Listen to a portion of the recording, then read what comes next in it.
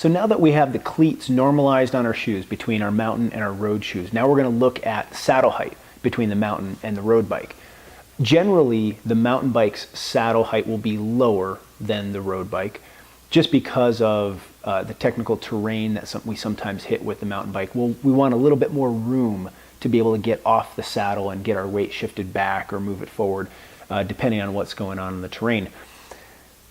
But you don't necessarily have to have your mountain bike seat be lower than the road bike. A couple of situations.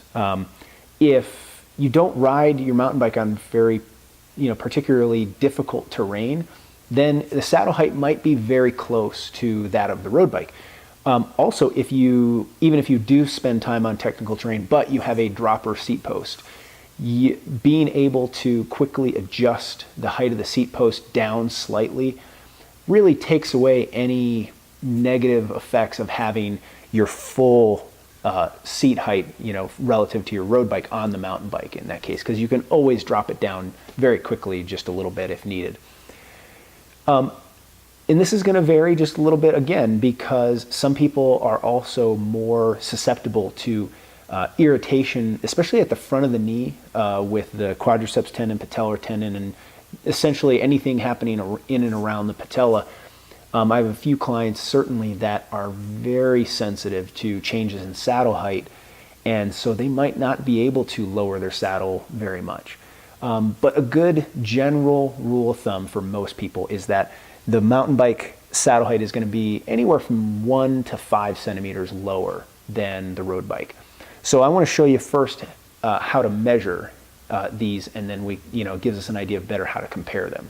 So we're going to measure the same way on both bikes, of course, and we're going to measure from the center of this bottom bracket here, or the center of the crank, up to the top of the saddle. And I kind of like to just pick a midpoint here somewhere over the seat post, and I'll do the same on both bikes.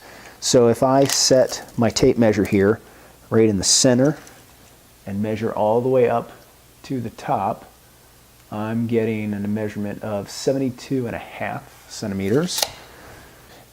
Now on the road bike, this is something we have to be aware of too, is it's not always easy on some of the newer bikes to measure from the center of the bottom bracket, because on the drive side, there's no longer in many circumstances, there's no longer a place for a fastener, or a place where you can see the axle. So what we actually need to do is turn around and measure from the non-drive side, because there is one over there.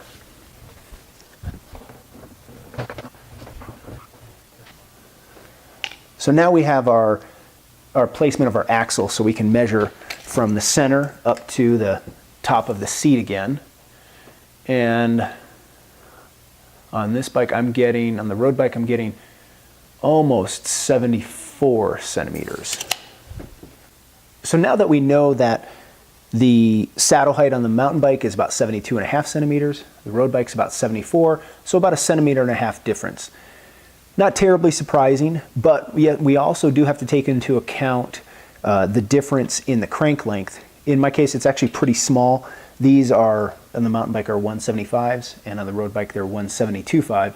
So a 2.5 millimeter difference, but that makes the difference between the saddle heights even less than 1.5 centimeters actually.